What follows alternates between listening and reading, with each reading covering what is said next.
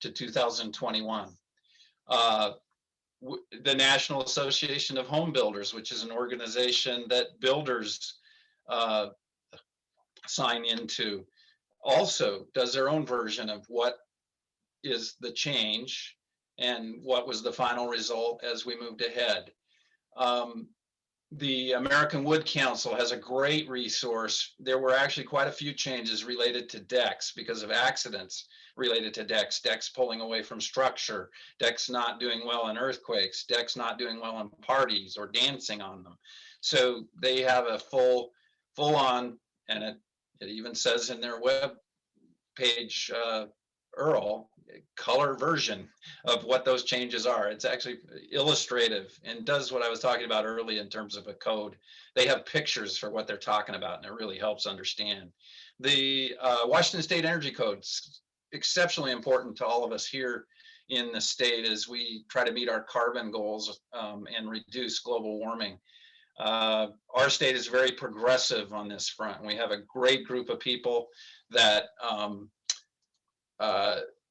help with that from a number of different angles. The Washington State University Energy Program for years and years and years has done a great job of summarizing and giving you the tools you need to apply for permits and meet the energy code as it's in its new iterations. A more political organization that I include here because they do summarize things. You can get an angle on what is going on with the changes. The Building Industry Association of Washington. It has a fairly colored history, but it's come out of that and more recently is a little more balanced in terms of its viewpoint. So my opinion in that piece, but it has gotten better. And then if you want to sort of move ahead and understand what's going to happen in 2021, here are a few good resources. Again, another one that I included a National Electrical Code change because these overlapping codes that we talked about earlier, it isn't just building. There's plumbing, there's gas codes, there's fire codes, there's fuel codes, and they all have differing perspectives that you have to meet when you're doing a project. And then a local company that has contracted with NEA, which is an energy organization, Better Built Northwest, and we'll show some stuff later that they've produced for NEA, is a great resource for learning how to meet the newer stuff in the code because they are contracted to educate people around the area about what to do to be very practical and meet those elements of the code. And then the bottom is sort of my favorites, Brian's favorite list of 4, I guess. It could be 20, but I had room for 4. That's what we got on here today.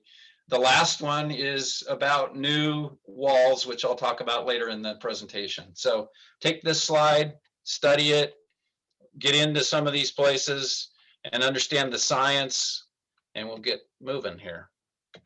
Oh, why didn't it advance? Oh, there we go. I talked about the Energy Extension Program. They are best in the nation for basically breaking down what you need to know, why you need to know it, why it changed, and how you can meet the new requirements. They're none better, well organized, good stuff. Okay, now into the fire, air, earth, and water part. Some of the recent code changes, we have the forest here, and we have residence, office, apartments, and then some houses that are close by. So, and we have the energy of the sun drawing all this stuff out. We've seen the issues and the tragedy that happened in Malden last year. Not only are we trying to put that together as a useful piece, but we have to protect from a life safety perspective. And the code addresses those issues pretty bluntly when you get the number of folks who lost their lives with the Malden fire, and then also the one down in Oregon, where if you haven't ever been near a forest fire in your life or been a firefighter, most people don't really understand the dynamics. They are very dangerous. There's no way to escape if you get trapped. You can fantasize about it, but if you're in the wrong place at the wrong time, you're done. So we need to protect people, and you can see some of what happened in Malden here. This was a photo that was NPR had on the web. I think CNN used it. Anyway, and as a result, we've tightened up what's called the International Wildland Urban Interface Code. So be aware of it in areas of the state that where these verges happen between forest and city, or brush and city. Happens down in Southern California as well. More in Central California last year as well, in Napa, wine country, wineries burned down. This gives you sort of the detail of what is getting adopted. With air, and Brian Cowan will be visiting some of this in terms of his air sealing later in the program tonight, but we have to deal with how we take our heat and air, how we get enough ventilation, how the new code requires that we control air. We can't anymore just exhaust air and hope that the right air comes in through the base of the wall or the top of the wall or whatever. We have to balance that now. So we have to tune our houses both with operable windows or HVAC systems or HRVs. And there's a lot of jargon and technology that goes in the code. And that's where you go to places like Better Built Northwest to see the strategies that work the best, which is another plug for them right here. Dan Wildenhouse has given some great presentations with Northwest Eagle Building Guild and also on his company's website. They're one of the resources that I have on the page. Go there. They post their complete presentations. You can go through them. You can get your continuing education credits, and you can understand the physics and all that stuff. You can geek out as much as you want, but you can also stay as simple as you want just to do the things you need to do. Earth. So what we're talking about here is integrating things from a stormwater perspective, understanding what all the rules are related to holding water so that we don't flood things when we build new stuff. So we have to find space and planning for all the pieces that go together in a city, in a town, at an individual house, an individual project. Maybe it's a block in Seattle, a lot in Seattle that used to have one house and now going to have 6 townhomes, so that we get more units for more affordable housing, we hope. It's starting to happen, possibly. The condo prices, I believe, have gone down potentially. That's because more are getting built. But I'm always afraid that there's not enough code thought to this, in that my daughters, who are in their mid-20s, cannot afford to buy a house in Seattle. That's sad to me. And they have decent jobs right now. So we're trying to get ways to solve that. Water. Water is complicated. It seems like a simple thing, but the way the past history in the code, we actually codified ways to guarantee that you were going to be sued by whoever bought your house.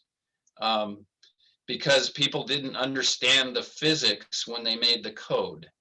They used to require a vapor barrier on the interior walls, even in our climate in the Pacific Northwest, here west of the mountains. And that was a huge mistake. I mean, if you actually followed the code, and a lot of people figured that out early on and skated by. But if you followed the code the way it was written, it was actually written in such a way that you would guarantee that moisture would live in your water and mold would grow, and then you would have problems. So we need to always educate ourselves and maybe challenge some of the code thinking as we move along. It's a complicated molecule. It's what makes us life. It's small, has phases. It's all over the place. There's lots of really good code issues related to it, both in terms of mock-ups you can do on site and understanding that gravity, wind pressure, things like that can affect how water gets into your homes and buildings. So it's a big, right now, I think it's probably the biggest driver in the code for the changes that are happening, both in terms of ventilation, uh, uh, overall just issues and answers related to what people are studying in the field of building physics and building science.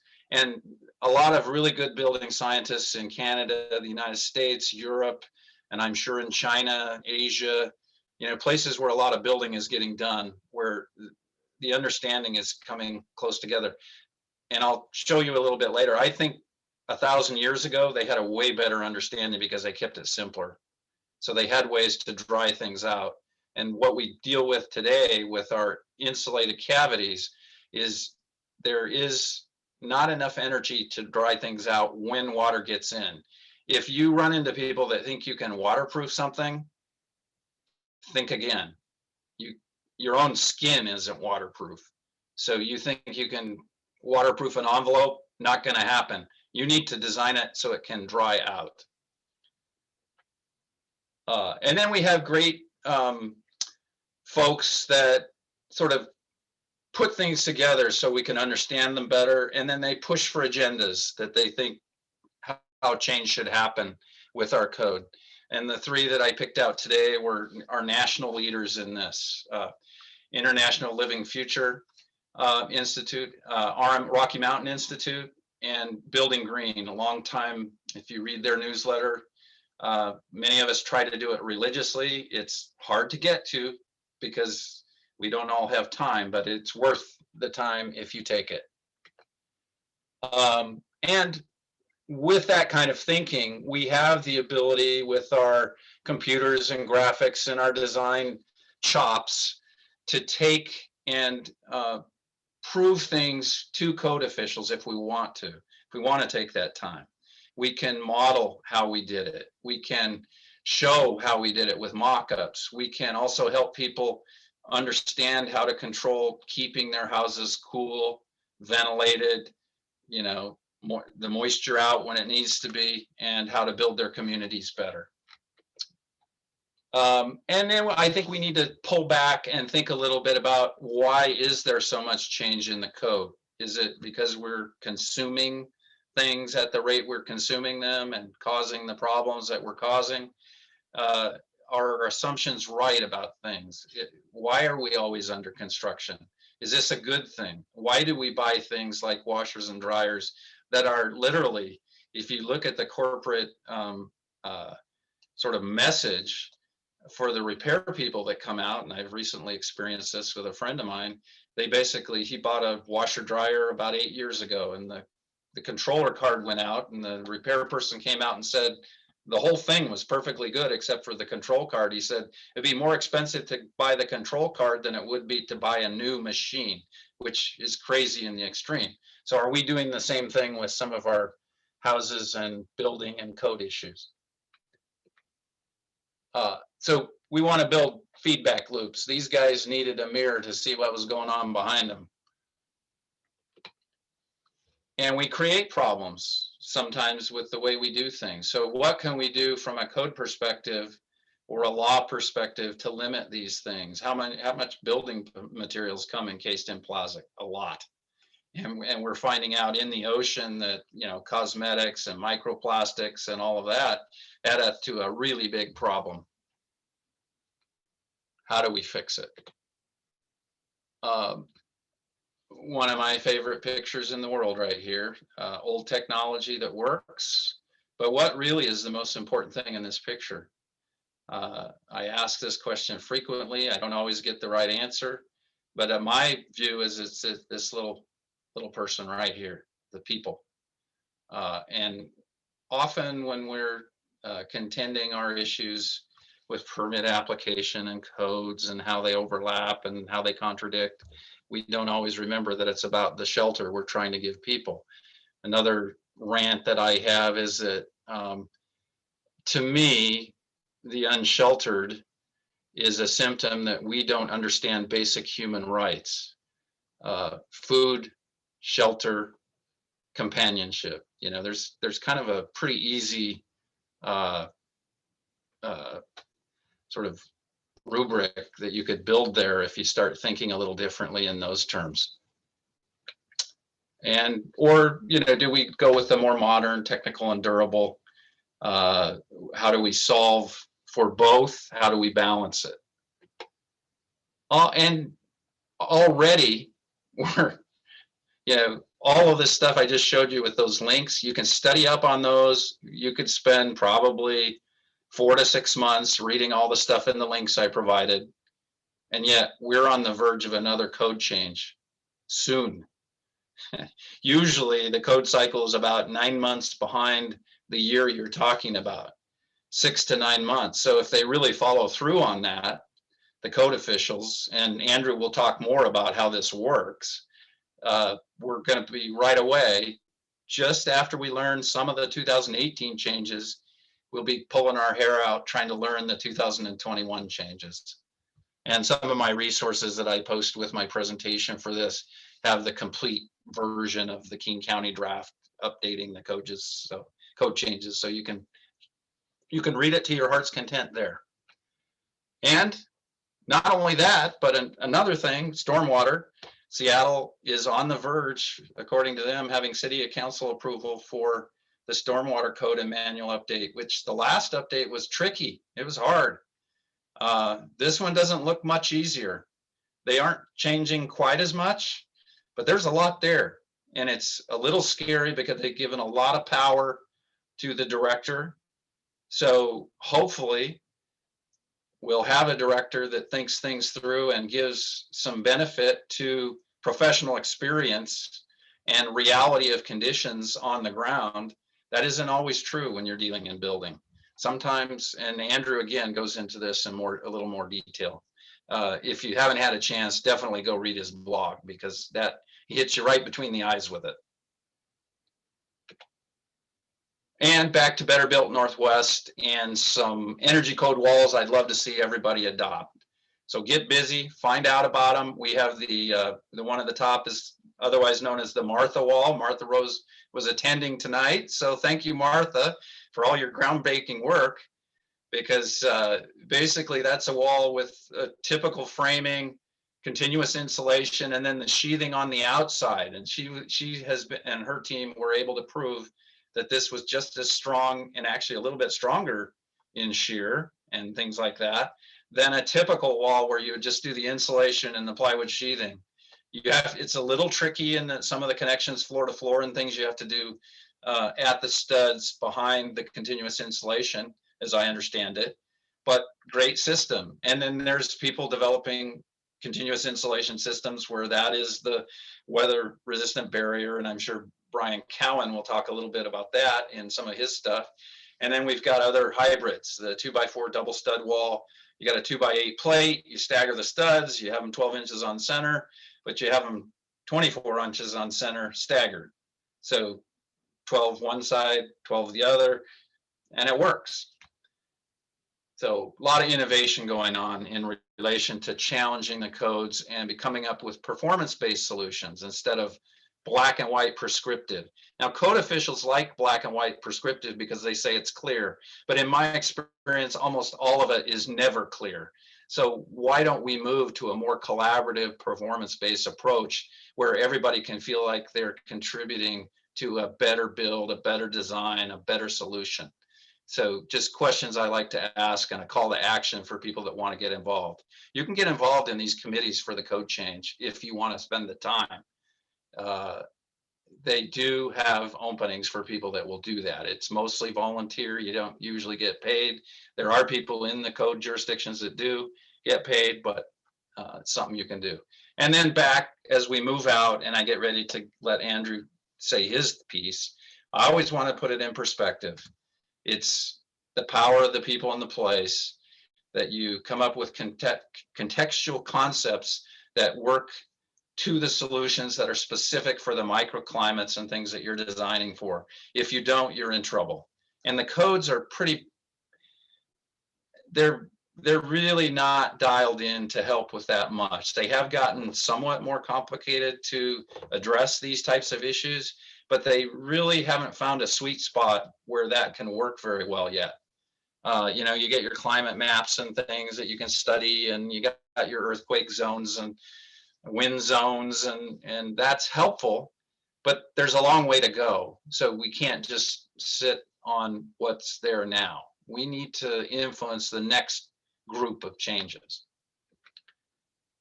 And can't again forget that we're dealing with families and people and how and where they live, and that they are important to be sheltered. We have really dropped the ball on this in the last 10 to 15 years, despite the amount of money and time being spent on it. There is not enough money and time being spent to make sure that everybody has shelter, no matter what their circumstances or their mental situation or their physical situation is. So let's address some of those issues. Let's simplify, let's make it go for the investments. And watch out for gotchas. I like to bring this picture up. You see the stairs coming down? This is in Kirkland. We actually had a zoning official argue that these codes would be illegal, and they followed the ground tour contours that were there before we did the house. We had to fight to get this approved, because the way the Kirkland code was written at the time, you couldn't have a stair that was more than 10 inches different from the existing contour of the ground. And that zoning code official wanted to enforce the letter of everybody else at City of Kirkland knew this, knew that it was poorly written, but this particular zoning code official wanted to enforce it on this project. And, you know, they can always pull out a gotcha here or there. Other code gotchas, fire and insulation. Those officials don't always talk with each other. So they're busy making codes that might be mutually exclusive and sometimes are. So how do you make the argument? And I think Andrew has a bit on that in his presentation. So watch out for the code gotchas. So let's get our perspective right again. We're going to go inside out. You know, we're going to relate our outside to our in, both in terms of how we're thinking about things and what we're doing in relationships to changing the codes in the future. What does it mean? What does it mean for the livability? What does it mean for the people? And then justify everything. And it's all about the young folks that are coming into the world and going to be a part of it as we move forward. So give them a chance, folks. And my call to action is always find ways to work together, get involved, come to the Guild education sessions, surprise people with what you can think about, how you can turn something around in terms of how you're thinking about it. And thank you very much. So I'm stopping, and Nina, questions? Yeah, thank you so much, Brian. That was a fantastic presentation. Does anyone have any questions? And feel free to unmute yourself too. That's why we're all here. And if you'd like, I can read off your questions in the chat, or you can unmute yourself, and if you'd like, show your camera, whatever you feel comfortable with. It does look like Martha just posted something. Thank you, Martha. It looks like she talked about the thermal break shear wall for more information and the R value of that. I'm clapping for Martha right now. Yes. She proved the case, so. Awesome. Any more questions or information to share with folks before we move on with Andrew's presentation?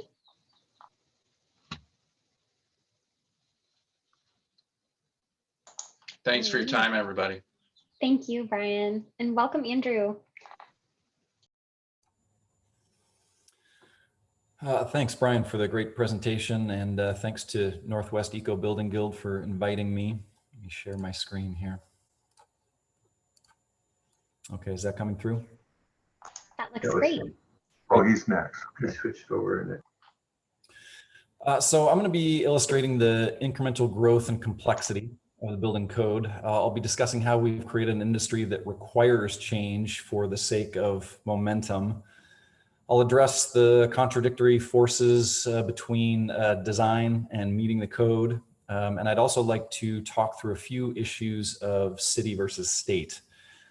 So starting with the incremental growth and complexity of the building code. I'm going to be talking about the building code in big picture terms. I'll be looking back to how often it's been released over the years and how it's changed over the years. So the photo you're seeing captures what might be the most significant evolutionary moment of the code over the last 100 years. Up until about the mid-1990s, the code was a small book that you could throw in a book bag on your way to a job site. This data point alone represents volumes about how architects used to work.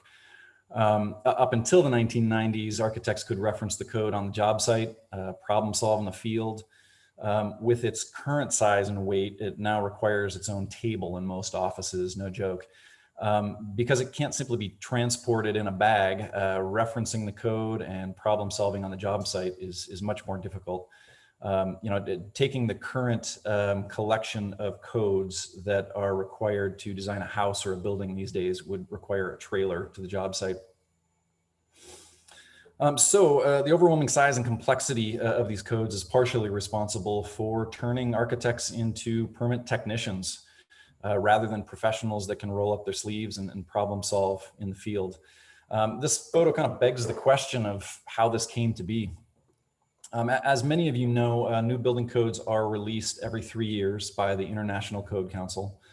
Like many architects and design professionals, I've been frustrated over the years with this frequency and with the constant growth of the code, though I've never really understood why. It's simply been a rant up until now. This has given me the opportunity to get into the metrics. But for those of you who do enjoy a good rant, there's plenty of those over on the Build blog. So this photo shows the relevant codes from 2012 that we use here in the Build office. The 2018 codes have only grown in size and complexity. These codes include the International Building Code, the International Residential Code, the Seattle Building Code, commentaries on the code, because the codes are written in such a cryptic language that it takes a whole separate book just to translate them into design. There's also the Building Codes Illustrated for when you need a drawing or diagram for the commentaries. I wish I were making this stuff up. There's a fire resistance manual for assemblies and 2 versions of the accessibility code, which sometimes conflict with one another. And that adds up to a whole lot of fun for us architects. So here in Seattle, this every 3-year pace of adopting a new code started in the 1940s. It's since become an industry unto itself, though different jurisdictions have the freedom to adopt codes whenever they like. With that said, entire companies are set up around regular publication of the building code, and there's an army of employees who depend on each new code release to make a living. All that to say, I think it's safe to say that this 3-year pace isn't going to ease up. If anything, it's only going to become more frequent. The concern here is, of course, do we really need a new building code every 3 years? Additionally, with the International Building Code changing and being reissued every 3 years, there's a subsequent trickle-down effect with each of these supplementary documents.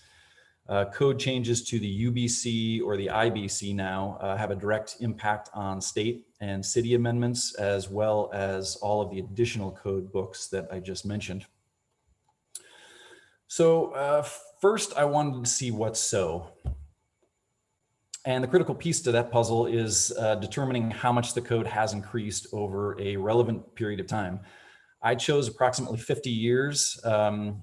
I chose that time span because it's relevant to many of our careers, and I was able to collect and decipher the data in a few days rather than making a PhD dissertation out of it. So the graph I'm about to show you measures the size of the code from 1973 up to the present. And there she is. Measuring the growth of this code, it wasn't as straightforward as I'd hoped. And I began to wonder if maybe this was by design. The International Code Council, they're a tricky bunch, and they've changed some of the variables over the years. For instance, the physical dimension of the code has occasionally changed. Up through the 1970s, the code was a tidy 5.5 inches by 8 inches and about 700 pages, which is important to know because it was small enough to fit in a bag, like I mentioned.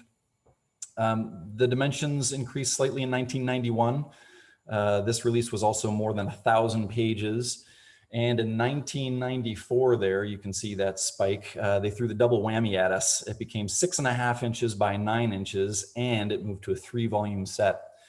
All while the page count continued to increase. In 1997, it shrank to a 2-volume set, but the dimensions continued to increase to 8.5 inches by 11 inches. From that point, it's been pretty consistent at these dimensions, but the page count keeps increasing.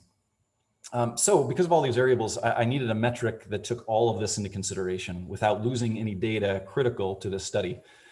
There's many different ways to analyze and present this info, and I'll be as transparent as I can. I think we're all after an authentic read of this code. So like any frustrated architect, I relied on my old friend, the square footage calc.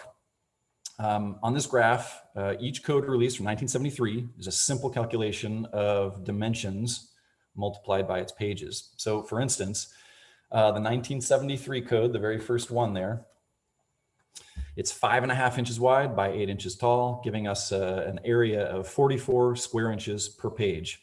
Multiply that by 700 pages and you get 30,800 square inches, or approximately 214 square feet of code pages. That's about enough to cover the floor of an average bedroom. So this metric was used on each and every code release from 1973 to the present 2018 adoption for comparison purposes. We discussed a couple of different methods to analyze this data before I really sunk my teeth into this, like a count of code provisions in each issue, or even a word count. Either of those would be a really interesting measure, but it would require camping out in a library archive for a month, and I just didn't have that kind of time. What's worth noting here is that any single new code provision can have a significant effect on the built environment, on permitting, and on construction costs. So looking back to the square footage graph, I think it's pretty clear that the 1994 code was taking performance enhancing drugs based on the growth spike performance. Performance like that just isn't natural there at the top of that peak. The code went from 356 square feet in 1991 to a massive 703 square foot 3-volume set in 1994. Volume 1 covered administration, fire, and life safety. Volume 2 covered structural, and Volume 3 covered material testing and installation standards.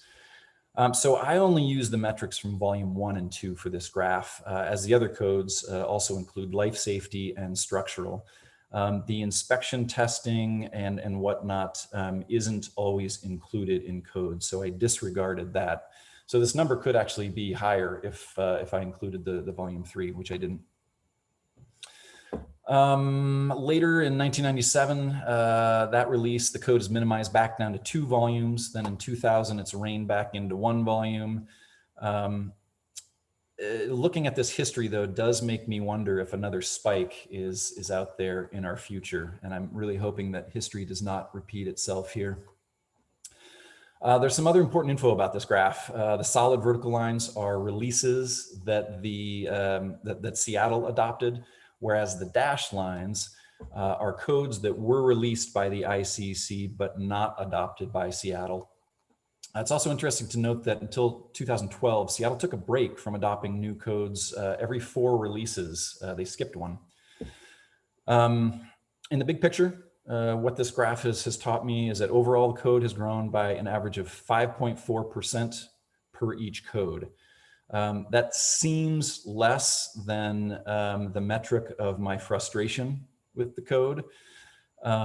But it's helpful to keep in mind that the compounding size is a huge factor here as well. That 5.4% is always obviously calculated on the size of the code previous to it.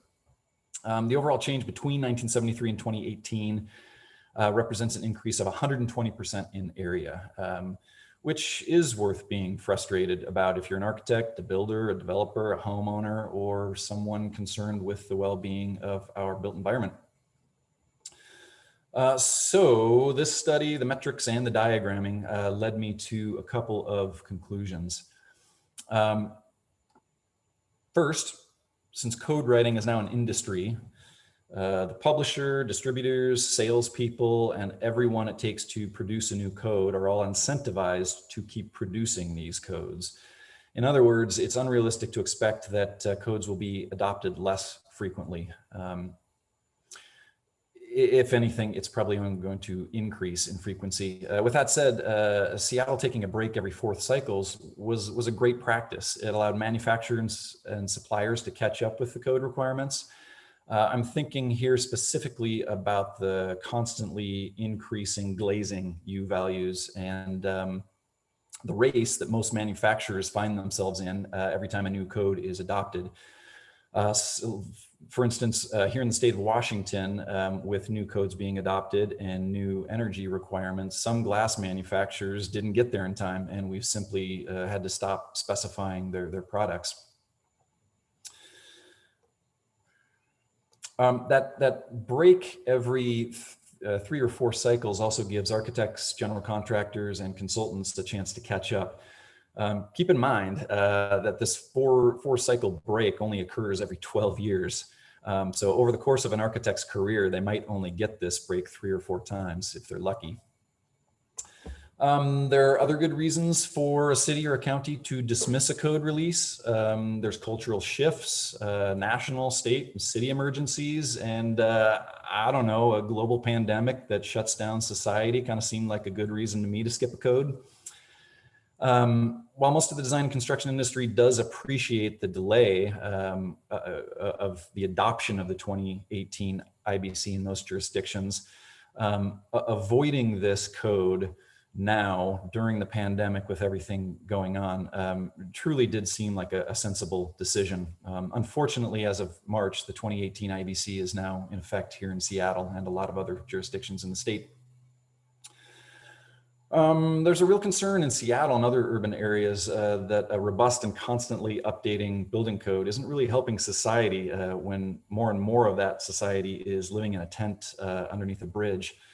A larger, more complicated building code benefits those with means and land use attorneys. And I think us architects see that all the time. It just takes a certain financial threshold to chew through all this code and work through the permitting system. It has now become a luxury. So given all this, I propose going back to a practice of doing something different every 3rd or 4th cycle so that the code industry isn't threatened and so that people aren't losing their paychecks.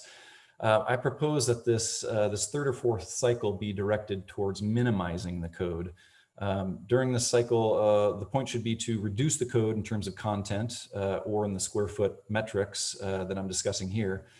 I'd go as far to propose that for every new code provision added, 2 outdated or irrelevant provisions are removed. Such a code cycle would be an act of curation and trimming. It would bring things back into balance every 12 or 15 years. The goal should be getting back to a code that you can throw in your bag and take to the job site.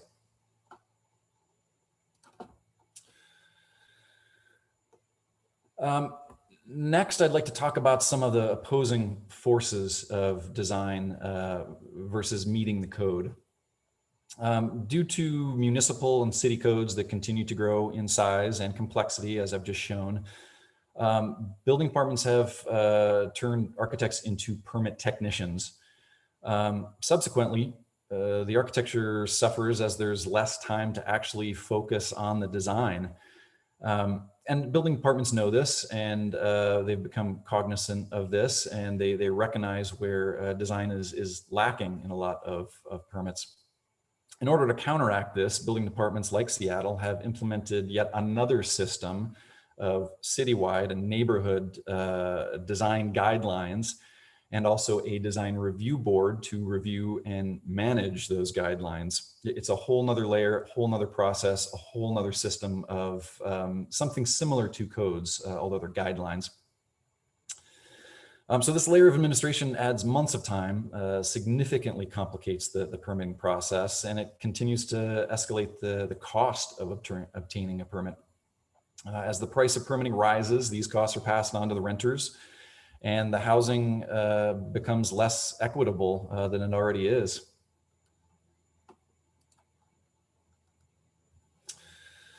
I've got several points in response to these concerns. First, building departments shouldn't have to play architect, and many think that design review should be eliminated altogether. Building departments need to pick either code enforcement or design. Attempting to control both is undermining the profession and incurring a significant cost on the built environment. Architects, planners, and reviewers should focus on the performance of buildings rather than the routine checking of requirement boxes. At Build, we like to call this using our soft eyes. It's all about achieving a mutually beneficial end goal. Meeting the overall performance requirements of the code should be a priority over permitting protocols and simply checking boxes.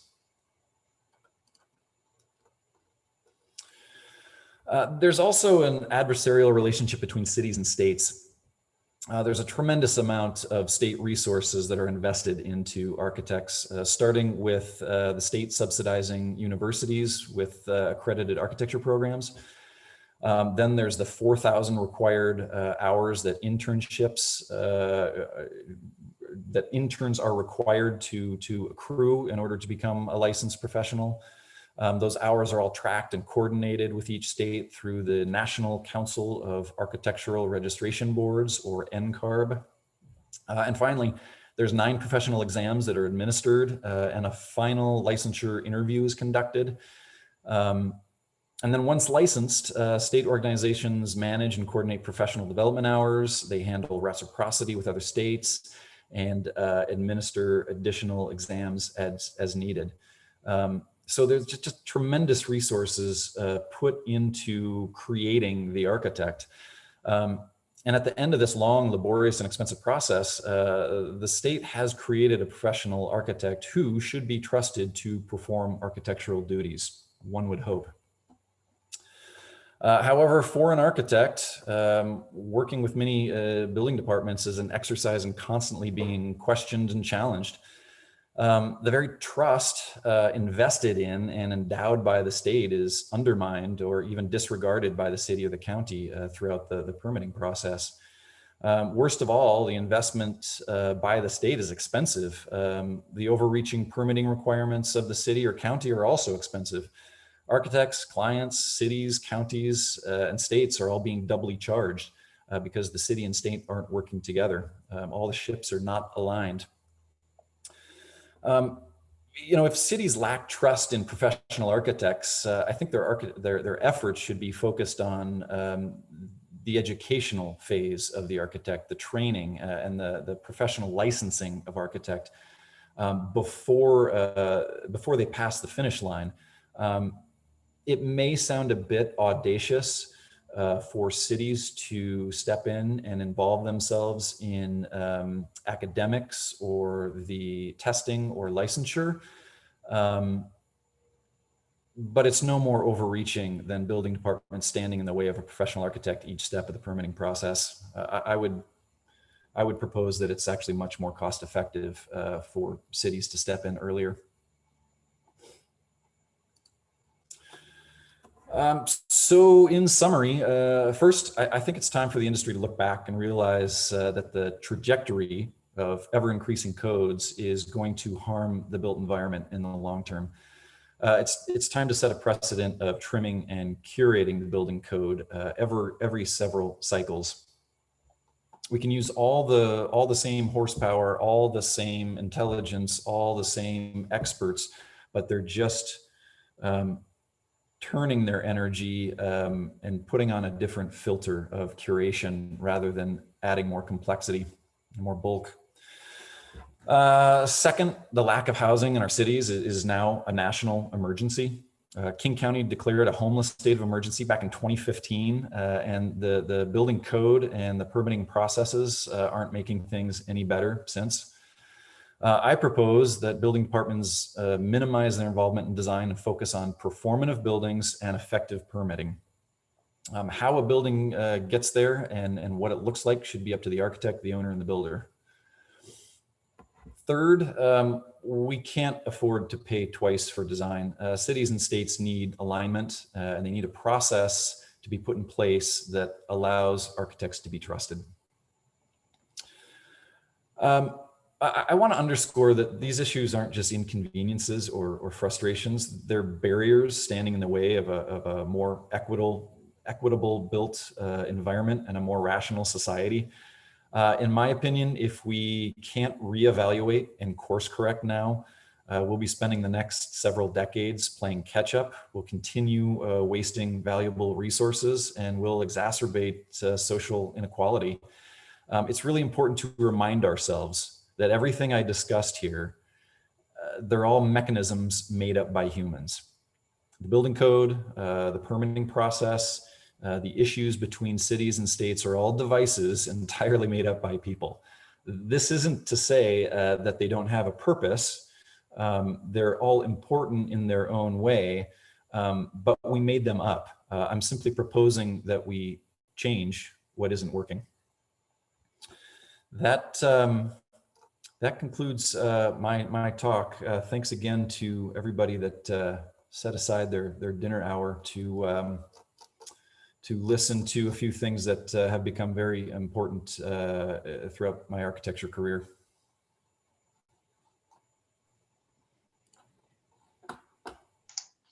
Thank you so much, Andrew. I appreciate it. That was a great presentation. Well done. Does anyone have any questions for Andrew before we move on to our next speaker, Brian Cowan? I don't have a question, but I just wanted to make a comment that I pretty much agree with what Andrew's saying about that permitting. And, you know, let the architects, the builders, and the owner decide how they meet the code. I thought that was a wonderful statement. Thank you. Yeah. Agreed.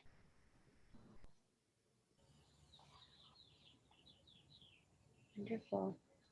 Thank you again so much, Andrew, for joining us tonight. That was extremely insightful. I have one more question for him. Oh yeah, feel free. What can we do to help further your direction? Can you give us some action items so that we can help your efforts in moving forward also? Great question. The single most important thing that the public can do if you're not directly involved in the industry, or if you are involved in the industry, is write your state senators and write your governor with these concerns. They are listening to issues like this because they directly affect housing. You know, there's a lot of irony in the homeless crisis right now. Going to the building department physically involves probably passing 200 homeless people living in tents underneath I-5 and surrounding areas. You know, the building department is aware of this. Governing bodies are aware of this. And it's a great way to get it on their agenda to start at the top, because their issues do make it to the mayor and do make it to the building department. I've been asked to provide a series of links, and one of the blog posts that we've written in the past addresses this directly in terms of how to reach out to senators and the governor and the mayor. And it kind of outlines some of the key concerns. So I'll make sure that Northwest Eco Building Guild gets that link that we can share. Great question. Would you also supply form letters for us so that it becomes a very simple action on our part to help you? That would make a great blog post. I like that thinking. Thank you. Yeah, I would add, you can't just let it sit. I know some people say it's like barking at the moon or some analogy like that, but there are serious problems and issues right now with workflow in more than just the city of Seattle jurisdiction. I work in several around the area, and I think a lot of it is related to the kind of codes we have. If people want to do some research, and I should have mentioned a little more in my presentation, a man named David Eisenberg, who I had hoped could speak at this, but wasn't able to, did some work on performance-based codes about 20 years ago that's brilliant. And some jurisdictions have implemented some of that. And it's, there are places in the world that work that way. There are places in Europe that do, there are places in China that do, where people, in fact, like workers of the city are required to be architects to have that role to review and approve design. So they have a training that's similar to the people that are bringing the drawings in for how a building might go together. So there are some examples around, and the more we do, not sitting with the status quo, which is tough right now. It's really difficult. I mean, and Andrew can verify this. Right now, we went from a shortage in zoning reviewers in SDCI to ordinance structural reviewers, because a lot of the old guard kind of fell out with COVID and things. And so projects that were submitted in February haven't even been assigned a reviewer yet. And they have a 120-day drop, you know, they're supposed to at least talk to you or figure something out, and we're sitting on those permits because they haven't adequately provided for the review of the needed stuff. Yeah. Could you also address Martha Rose's comment, being that if contractors, general contractors, were required to be tested and certified that they're super knowledgeable, that they may release part of the pressure on the code, so the code wouldn't necessarily have to be so elaborate to micromanage everything if contractors were a more knowledgeable base person to be able to implement that.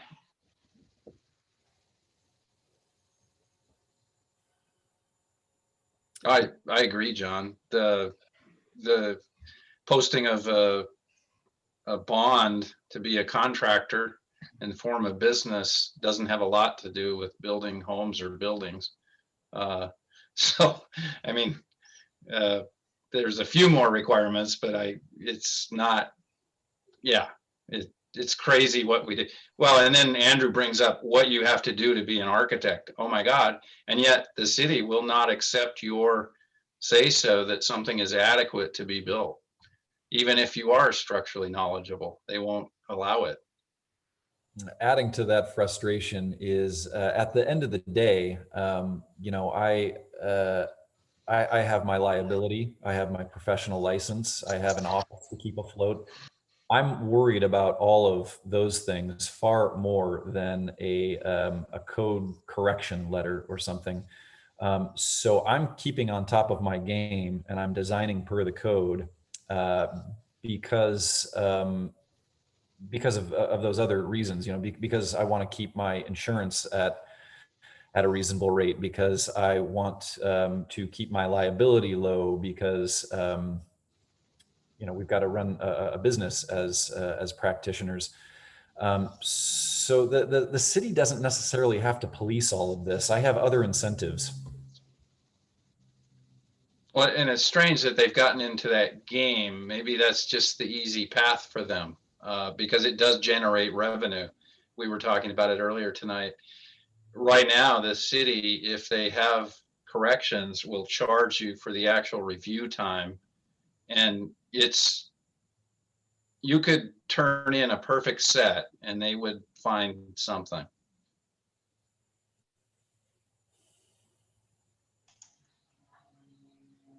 Great, thank you.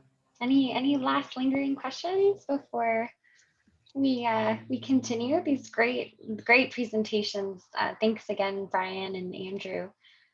And we'll end with another Brian, Brian Cowan. Awesome. Thank you so much. And Brian, I'll go ahead and give you the floor.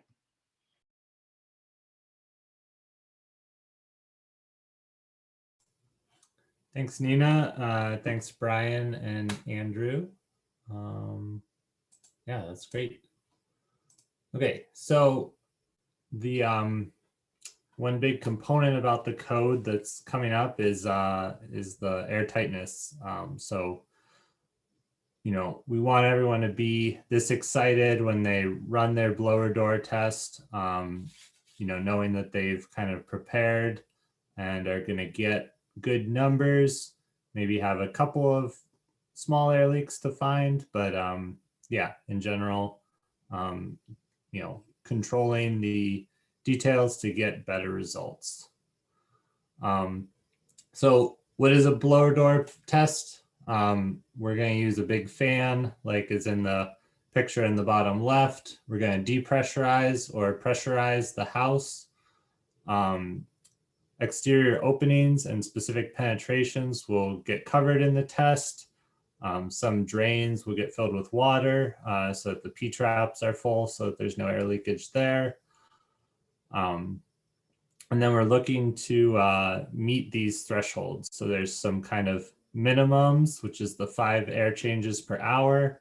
And then there's some kind of incentivized targets. And the code is heading in this direction. So, you know, it'll just get tighter and tighter. So it's best to kind of prepare as such. And so the way this works is the air changes per hour is just the cubic feet per minute going through the fan multiplied by 60 minutes per hour and then divided by the cubic volume of the house to get our air leakage rate. So air barriers are, you know, the main way we keep anything that keeps air leakage out. So we can do a number of different things, tapes, membranes, liquid applied. There's a whole bunch of products out there. There's a whole bunch of new products out there.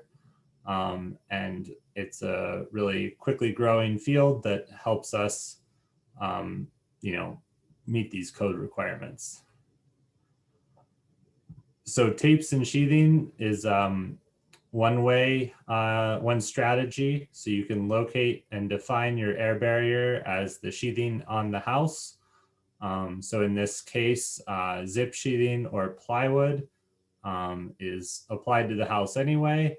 And then you're going to use tape to seal all the seams there. So you end up with a 4x8 foot, you know, sheet that's probably pretty airtight. And then it's just addressing all the areas where it comes together. Over on the left, we have Gutex insulation. So there are a number of panelized insulation that go on the outside of the house that are of a tongue and groove nature. And so that is another way to have a air barrier on the house. So it's very important to have attention to detail with this. We don't want to have any major gaps because we're going to have a big issue whether we're taping them or using liquid applied sealant like Prosecco on them. So like a 1/2 inch is a good size gap. Otherwise, you should probably fill it in with some plywood or find a solution that can bridge large openings. Membranes. So again, a membrane, Tyvek isn't a good air seal. So we need to up our product to something that is going to be airtight. So membranes are great because you can roll out a big sheet. Membranes can also be your weather resistive barrier. So they can be on the absolute outside of the house and keep everything dry, as well as being your air barrier. So here we have on the left is a kind of a loose air barrier that is just rolled on over insulation and stapled or taped in place. And on the right, we have a self-adhered membrane that can also meet those air tightness requirements and will also kind of bridge over any of those gaps in the plywood there. liquid applied is another great strategy. So on the left, we have a building that was just rolled with Prosecco Cat 5. This is kind of a sticky substance, and it can be rolled over the sheathing so that you don't have to, you're not going to tape the seams. You may use some other sealants in those seams, but the whole building is going to have a kind of continuous applied skin to it that's rolled on. And then there's another product from 475 called Viscon, and you can either paint that on or they have a new sprayer out now that allows you to hook it up to an air hose and spray that on some larger areas. And so, you know, what tends to be most problematic with air sealing are these kind of transition areas. So, you know, when you design a building, you have to just decide what the roof is going to be, how it's going to be vented. So here we have a detail from a passive house we built that was drawn up by First Lamp Architects. So to kind of make the roof look natural, keep water away from the facade of the building, we added a, so we located our air barrier kind of tight to the building. It's that red line there. And then we put insulation over it. So this, we can have a continuous air barrier, a continuous insulation, and then over top of the whole thing, we can put our weather barrier to keep the rain flowing off the roof. We also added that little tiny truss, that little trapezoid there. So the roof extends outside of our, it extends past our continuous insulation uninterrupted. So details like that kind of make the non-vented roof an easier candidate to air seal with kind of more continuous details. You can also use spray foam up in that cavity on some of those roof to wall transitions if necessary. And then the other option is with the vented roof, you're going to have your air barrier going up the side, just like you would Tyvek, but then you have to make a transition from the top of the top plate into the underside of the gypsum board or the top of the gypsum board. So in that case, we have some interior air barriers like this Intello in the photo on the right. So that can be the transition from the air barrier from the outside to the inside. And there's a lot of cool strategies. I think Hammer in Hand has a great video about using the a Simpson screw to attach your roof trusses to your wall top plate and avoid the H2.5s or any other kind of complicated framing structural requirement that would be tricky to air seal around. So with those screws, you kind of get a nice right angled corner that you can easily transition your air barrier from the outside to inside with. Floors. So taping the sheathing on the floor, in this case, we covered this floor with another layer of OSB just so that we were sure that it was encapsulated and wouldn't get damaged. You can also do that with an air barrier as well, like a fabric. So transitions, again, you know, the floor to the wall, this can get really tricky. What we do in this case sometimes is just attach a membrane to the inside of the house before the walls go up, air seal that down, and then have the walls built and tipped up. And then we can fold the air barrier over the sheathed wall and make our transition there. So again, liquid applied, This is great, great option for kind of trickier details. You can use thicker products like Prosecco or thinner products like Viscon that can be either rolled out or sprayed. And then there's also products that have kind of a fibrous material in them to kind of span larger gaps. And then tapes. So tapes create a really easy, compact solution to really uniform details. So here you can see a roof that, you know, really consistent. You can just run out really long tape lines, roll the tape down, and then go over it with a additional roller. And they can be good for corners as well, because you can kind of fold the tape kind of in half and bridge from a flat surface to a vertical surface. So penetrations, what we do often is kind of create simple guides to hand off to subcontractors to explain what we want them to do if we're not going to take care of those specific details in-house, such as like an electrical outlet, how to seal that really well. But again, there's a number of great resources out there for, you know, using tapes, liquid applied, specialty gaskets, or just kind of improving electrical boxes with tape or other products. And then interior air sealing.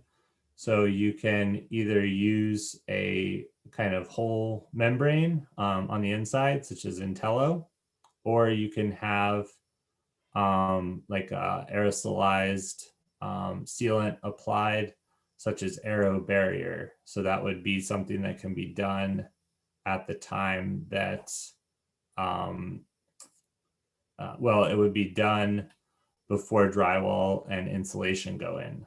And what that will do is find all the small gaps and cracks and kind of fill them with the glue as you pressurize the house with glue. And again, you know, doing a blower door test at, you know, pre-drywall is definitely imperative to make sure that you're hitting your numbers or you're close enough. You know, spray foam can improve some things, but going back and redetailing everything is very costly and time consuming. And making sure that you use the manufacturer's guides with the products. That's, you know, another great resource with all these things. There's a lot of great knowledge being shared out there, and companies want you to use their products correctly because they want you to succeed. So yeah, don't blow the details. And then some great resources. One of my favorites is this Passive House Details book by Donald Corner, Jan Fillinger, and Allison Kwok. It has a ton of these great, you know, wall assemblies as well as transition details, you know, air sealing around gaskets and stuff like that. Penetrations.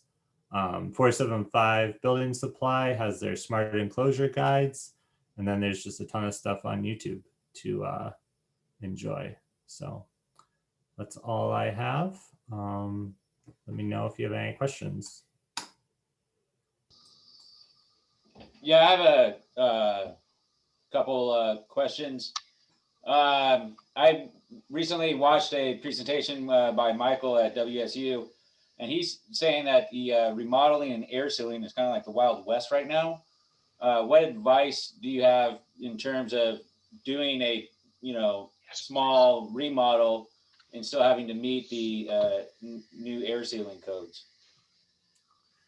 Yeah, so one thing I would definitely say is, you know, there's kind of two ways you can satisfy that, and that's kind of having the airtightness be an encapsulation of the addition that you're doing, or having the whole building meet 7 air changes per hour.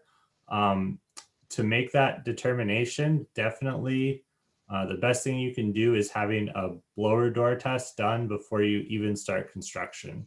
That will give you a good idea of how to go about that strategy. If you're at 7 already, then you know that the exterior stuff that you're adding can become very, very tight.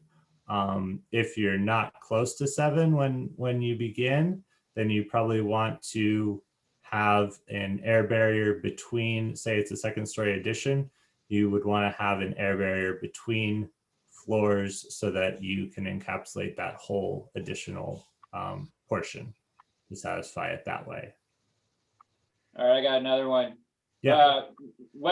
So for builders wanting to implement more of these practices, do you have any experience working with builders that have had to learn how to estimating these practices? I mean, because you're kind of, if you have a crew that's never done these installations and then you're having to kind of figure it out, do you have any advice in regards to that? I mean, that's always tough, you know, bid it as time and materials. We're all going to learn a lot throughout this process. And definitely working with the suppliers, so they might have a good idea about what, you know, how much time it takes per square foot, as well as, you know, your cost per square foot. So you can kind of get an idea of what your materials are going to cost, and then they can kind of probably will have a good handle on what it takes to roll out their product or paint on their product. So there's a lot of good resources out there specific to each manufacturer that can definitely be critical for that bid process. And then final question, what do you prefer, Intello or air barrier, personally? We use a lot of Intello. Aero barrier, we use on occasion. But yeah, I mean, I prefer Intello because I can see all the pieces going together, but aero barrier certainly handles the pieces I can't see. So Thank you. Yeah. Yeah, I would add just experientially that the learning from the blower door test and process is invaluable in terms of the life of the addition or the home and cost. Maybe not first cost for the builder, but the eventual occupier, whether they be renter or owner, is going to benefit for many, many years. The things that are missed that you see are real common, easy to fix construction mistakes once you see them. The ones I always point out is, you know, everybody glues the plywood to the rim, but they don't glue the bottom of the rim to the plate, or they don't do something between the two plates. And there's actually quite a bit of air leakage there, especially the way our air barriers are treated on the outside, where we don't always do a complete fit, like Brian was saying, where the floor to wall and the roof to wall transitions happen. Those details aren't really thought out by people until you have to really get down and dirty to those lower air changes. The other problem that I've heard discussed, at least in the code circles for the energy code, is that the current measurement actually benefits large houses because just the way it's calculated. So when you're dealing with a small addition, like you started out asking a question, it's harder in a lot of ways because they don't really have a good system for accounting for that. And there's people trying to come up with some ways to do that moving ahead. So yeah, I think also, Nathan, to your question about bidding, you know, I think that initial blower door number is critical to your bid, right? So knowing how you're going to tackle that, because you may say, hey, we got this whole unfinished basement and we're going to need to spend 30 hours down there getting the whole building to meet the 7 air changes per hour, or we can spend 50 hours adding an air barrier between the existing wall in the house and the new wall in the house. So having that data up front will give you a better idea of how to strategize what's going to be kind of the lowest cost option and what might be the most reliable option. So you're saying that that 7 changes is part of the 2018 code? So any new? That's if you're doing the whole house. So if you put an addition on and then you do the whole house connected, it's 7. It changes if you're separating out the addition part. So knowing from the beginning if you're close to 7 is pretty important to the decision process after that. Do you guys see builders having to become certified in blower door tests? It's certainly helpful, but no, there'll be probably some, but it certainly is handy to have it, but the equipment is also quite expensive. And you can kind of do people have done just a unmeasured test with just a fan blowing out through a piece of plywood that goes over a door. If you get just a big industrial fan, you can kind of go around and identify where leaks are, but you can't measure it. Once you get into the instruments that measure it, your cost goes way up. Thank you. Yep. Brian, we have another question here in the chat. At the WASU or WSU code presentation, it was also mentioned that it is harder to meet the blower door test requirements for any smaller size house, such as ADUs and DADUs, than a 300 or a 400 square foot house. Have you experienced dealing with this situation, or what is your experience with that? I haven't tested a lot of really small buildings, but the ones I did seem to pass. So it's hard to say. I don't have any direct experience with it being more difficult than a bigger house. Hey, Brian, I just wanted to say a quick thanks for that reference to the Passive House Details book. It looks excellent, and I'm ordering it right now. So thank you for the heads up on that one. Yeah, it's great. It's very well organized. If you're looking for a transition or a wall, that's how it's organized. So it's a super resource. Yeah, I went to the link right away too, and I almost did the same thing Andrew did. So good resource there.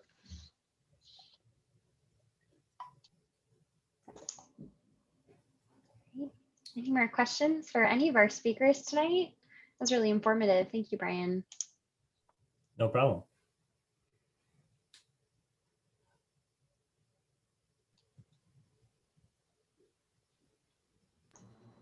Yeah, I just wanted to ask if, oh, sorry. I just wanted to ask, now, are you going to send like in the email, or you said you were going to send a video or something to the email? Yeah. And was that of this meeting then? Yep. Yes, I'll be providing a recording to this. It'll be a YouTube link to the Northwest Eco Building Guild's YouTube page of a recording of this event. And also, I might, if you, Brian and Andrew, don't mind, I'd love to share the resources such as the links, maybe perhaps any PDFs or book recommendations you have provided in tonight's presentations to our participants of tonight's events as well. Yeah. That all will be emailed to participants via Eventbrite. So take a look. It might end up in your spam folder sometimes. That often happens, but it'll be through the same email address that the Zoom link was sent this evening. That would be great. That was my second question. Sorry. My email is in the presentation too, if for some reason you can't get the resource page or the links that you need off of the PDF. It should be, the way I saved it, it was fine. So I checked. So, Thank you. Awesome. because like I said, you could spend 4 months going through some of those links I gave you. Yeah, They're all very great informative. resources, and you can geek out as much as you want to or stay simple. Awesome. Thank you.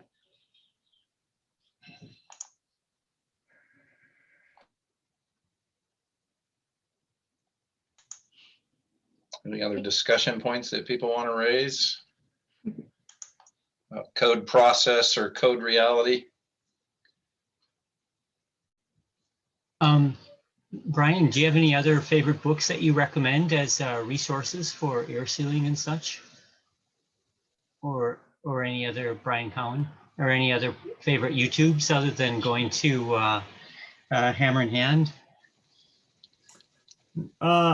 Matt Reisinger has a lot of great stuff on his building process. He's a builder down in Texas. So I'd highly recommend his YouTube content. Yeah. I'm sorry, that was called, what was that? His name's Matt Reisinger, Rissinger. The buildshownetwork.com is also a good one.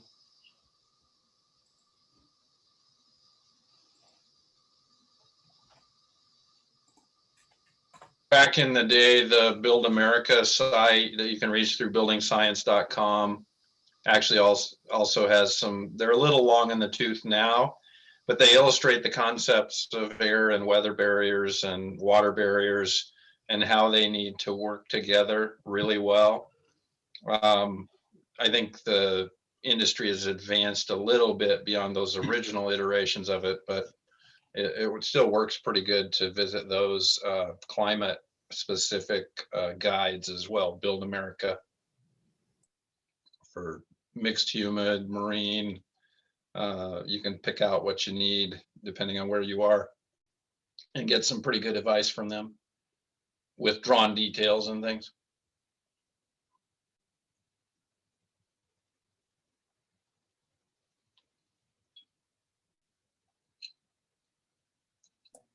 The Building America program was pretty good. I was actually part of that program for several years, and it was one of the most educational pieces of my learning about energy efficiency and air tightness and all of that. So I support your recommendation there.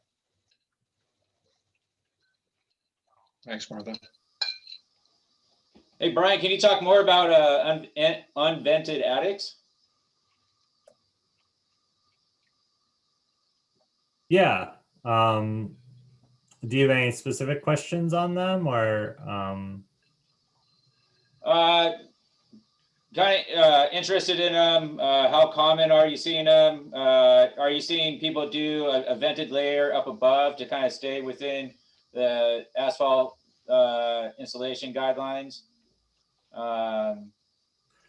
Yeah, so there are ways that you can vent them with like CoraVent has a product that's designed for that. So it's basically like a plastic corrugated rain screen that would go at the top, and then you would likely put maybe a metal roof on, but you could also overlay it with sheathing if you really wanted to do shingles. But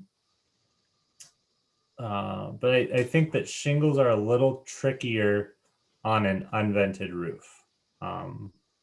But not to say that it can't be done. If you wanted to vent the back of the shingles. I'm not sure about specific requirements.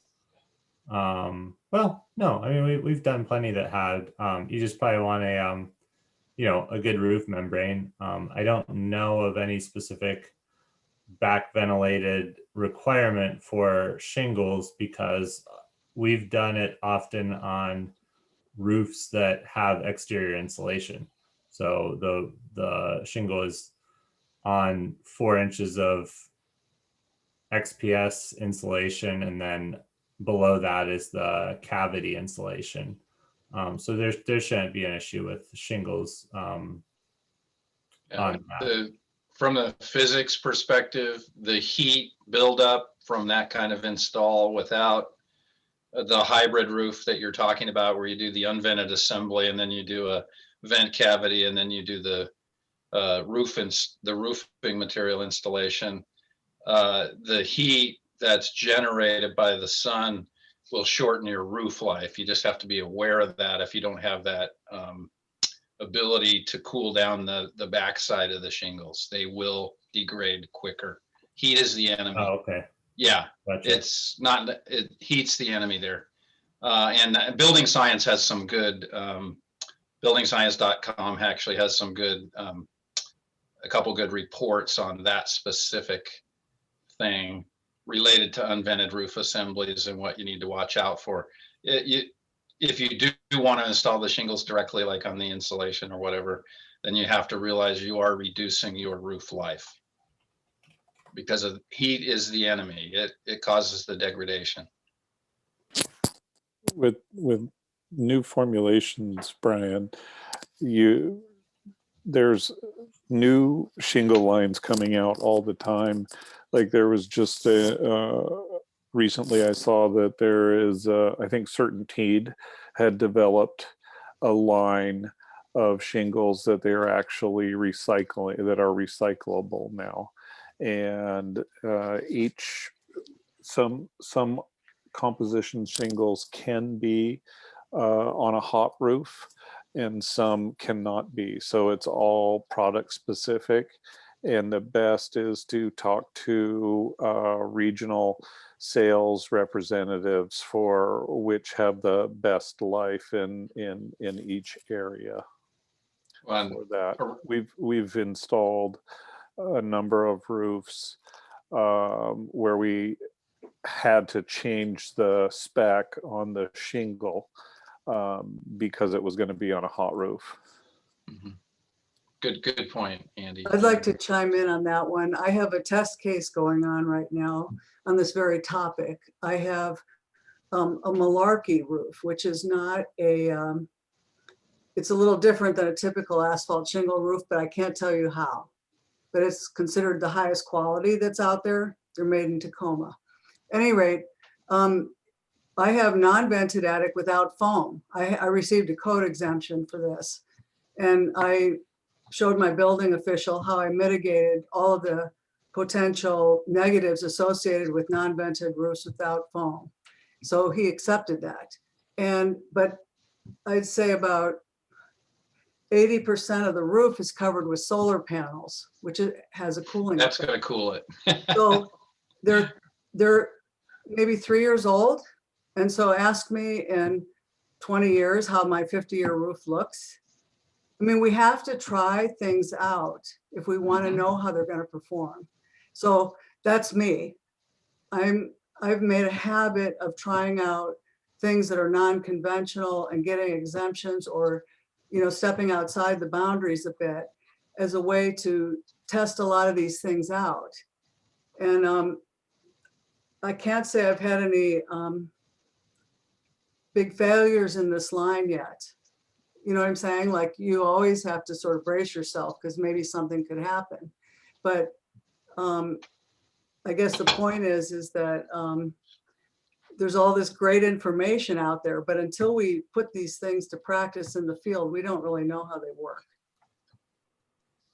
So, and if we have an idea that something outside of what's being recommended, then we should try it out if we have that ability to. That's all I wanted to say.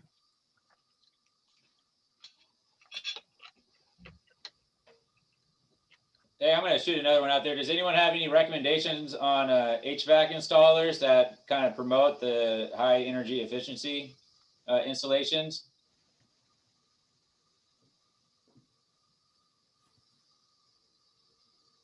Because right now it seems to me like a lot of them I'm talking to, they're kind of going, well, whatever can fit in the closet is what we install. I recommend Progressive Comfort Solutions. I actually used to work for Siraj with Progressive, and they are a heat pump installation company, just known for focusing on energy efficiency rather than perhaps scaling down.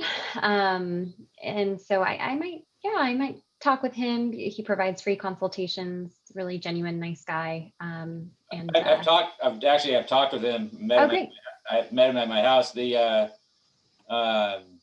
He's great conversation, really nice guy, but he seems like he's doing a lot of new construction because it's a better fit. And that's kind of the problem I'm finding with trying to implement some of these practices, is that trying to implement them on a remodel it can be kind of tough compared to doing it on a whole house.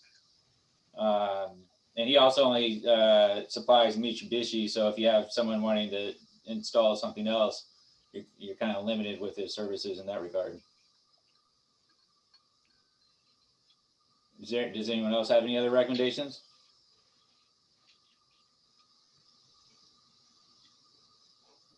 You're looking for an HVAC recommendation? Is that what you want?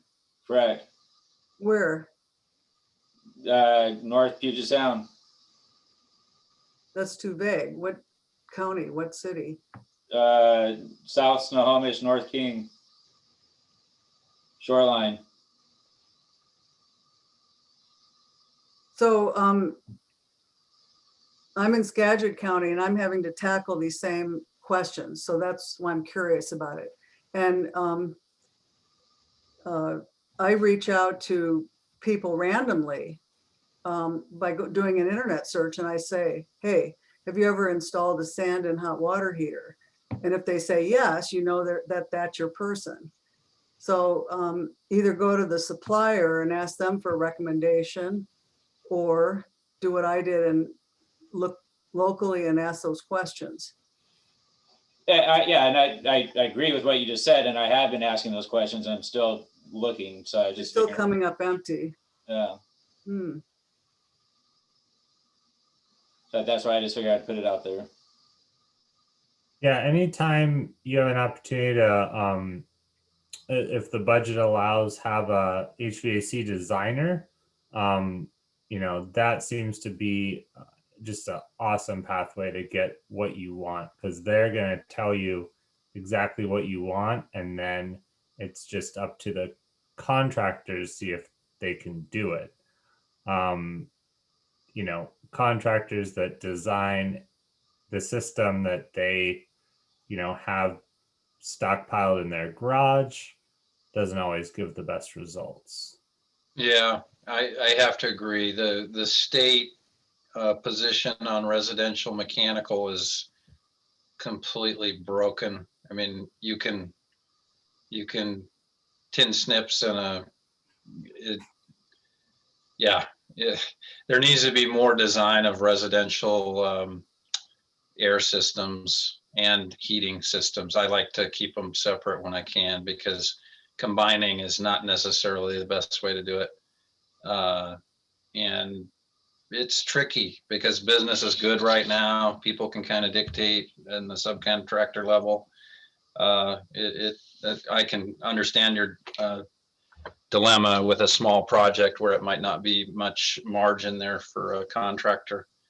So yeah, and the reps are probably aware of who's doing the best installs and best specifying of their product in the area. So, again, you could reach out to Mitsubishi and just ask them, because they probably have different tiers of, people with different design capabilities versus just installers. And, if you get their top tier, then you're probably going to get both a good design and a good install. yeah, and the Korean manufacturer, I think it's Daikin, is pretty good as well. So I guess my opinion on that thought is I'm in agreement. And also there's the resource of the supplier, like Gensco. If you go to Gensco, they deal in all the brands, and maybe they won't talk to you if you don't have an account there. I don't know. But my local Gensco talks to me, and they gave me credit there, but they've been a great resource. So they will also know who those installers are. Thanks. But I agree with Brian Cloward about separate air handling and the heating system, because the HVAC people know they're terrible at installing HRV systems. And we started installing them in-house because they were so terrible. So my son and I do the work, and we've gotten good at it, but we're not doing it for other people. But you see the problem? But I did find an HVAC guy in Bellingham who has installed stand-ins. And I said, when we are done with our install of our HRV, I want you to bring your guys over so we can train them to do it the way we do it, because we do a good job, right? And he seemed agreeable. So this is the state of the industry right now, is that we have to train them how to do their job. Well, and part of that is, you know, we talked about focus of codes and things, and the mechanical code is pretty clear, but rarely do the mechanical subcontractors on the residential side know how to put these things together that well, because they can kind of rip and go and meet the inspector's requirement for what they're looking for in a residential job. It's a different world when you're dealing with commercial construction, because there's a lot more liability. And so the people involved both on the inspection side and the architectural and MEP side have a lot more at risk. So on small projects and residential, we have a dilemma, kind of the opposite of what Andrew was expressing for some of the permit stuff. I hate to go the other way there, Andrew, with that thing, but on some of the sub issues, plumbing, electrical, mechanical, less with electrical and plumbing because there are real health risks there. Mechanical, there are health risks too, but I don't think the code officials or the inspectors view it the same risk. So they do a less good job. I'll be nice to them. Is there any conversation about doing like a PR campaign with the general public about making homes more energy efficient and the benefit of it? Or are we just kind of leaving this up to like the selected few that care, and then, you know, the builders that have to introduce it, or the architects that have to introduce it when they start working with the client? Is John still on? Yeah. Nathan, there are programs in the area that for years have sort of carried that torch. Bill Green among them, the Northwest Eagle Building Guild, another. But I mean, the outreach is more for the knowledge base and less to the general public, although in certain cases, realtors involved have proven that, you know, we were doubted a lot in the beginning that it would gain traction in the marketplace, but it's pretty clear that people, if they understand the health reasons for better energy efficiency, for one, and there are many, a lot of people don't even realize the synergistic relationship. That's where you really get the benefit of being able to target, you know, your sales aspects in relation to that. So I agree with what Brian just said, but yeah, there's quite a few different means of marketing, encouraging energy efficient construction. Northwest Built, that's the company that Dan Wilderhouse is involved with, does a lot of that, but specifically working with contractors. The Built Green program's done a lot to do that, to incentivize it. Now it's a very high percentage of projects that go through Built Green in King County, very, very high percentage, around 75%. There's other efforts, but there isn't enough. It's not trickling to the average homeowner. There's incentives, but it's really critical, I think, in all of our practices is to be up to speed of the arguments and the advantages for homeowners, to think in terms of having a high performance home and how that'll benefit, save them cost, create greater comfort, increase the resale value of their house, and really create a more comfortable living environment for them and their families over the long term. And I think if people really understand that and really understand the advantages, I think, you know, there's not a lot of people, unless they're just short of really short-term cash can't quite afford some of the details, who wouldn't go for it, because it really creates a superior shelter, a place that's much more comfortable and beneficial to live in. Well, back to Martha's point about separating the air and the heating, or heating/cooling.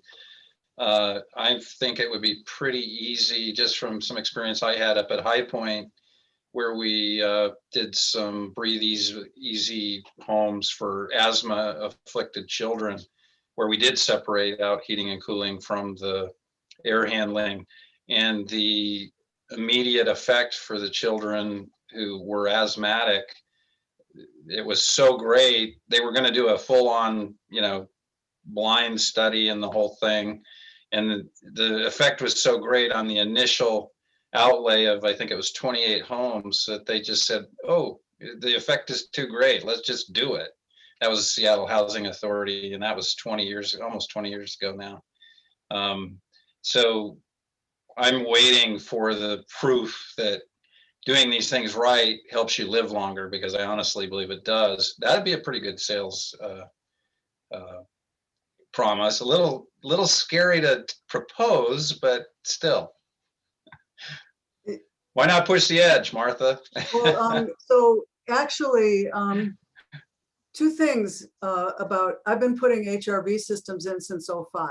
And yeah, I know. But this is the thing, this last several years has validated everything, because the smoke that we've all experienced, your home is not smoky inside. Like, you can bring in, you don't have to turn it off. You can bring the air in, the smoke gets separated out, and you get fresh air 24/7. But then when COVID hit, you get 5 fresh air changes a day. So the selling points of these homes is the healthier thing, but you can really zero in on the specifics, the COVID and the smoke. And anyway, I think and the codes have progressed because of the innovation of people like you, Martha, and John, and other builders that have really pushed the envelope on, and then, your work, Brian, with Carlisle, it does help to push the envelope to get these things taken care of in the right way, instead of just, it is frustrating when Mr. Coons was mentioning that, he couldn't find a contractor that cared like he does about, oh, there you are, Nathan, about that aspect of smaller projects. So I'm glad you're doing it. I appreciate that. Come and help us push it further. Well, I have another, I'm in a new area. I'm in Skagit County, and I've been here for 5.5 years now.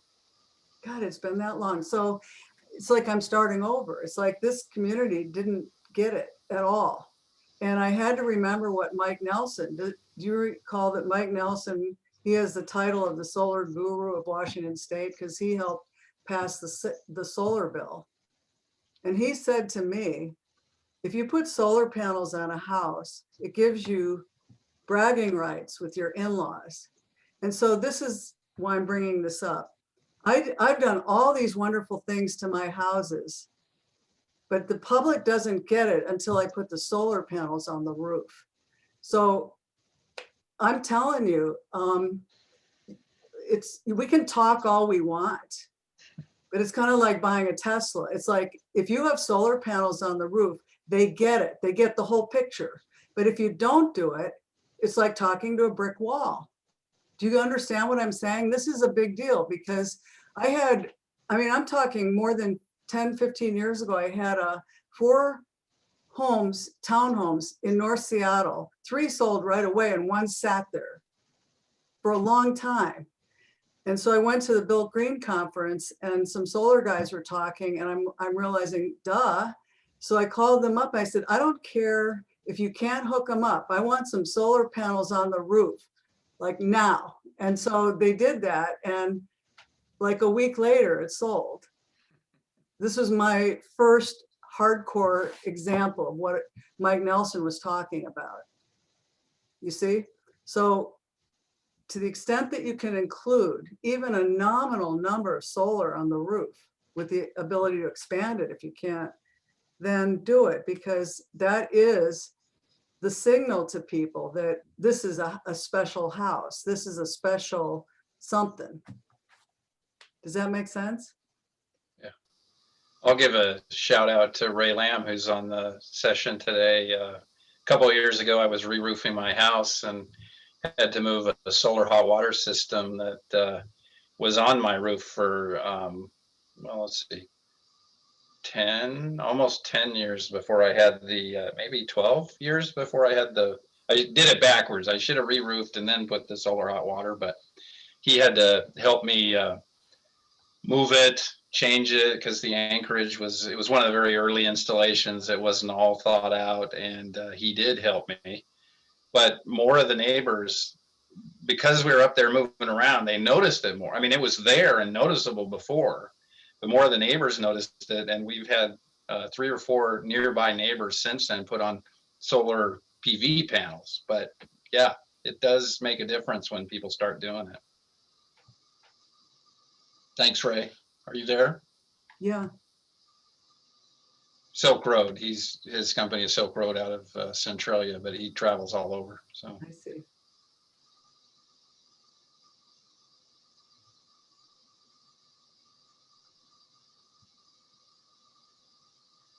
Well, Nathan's comment about, how to get people, how to market, really. I got another one. All right, when you're done, Martha.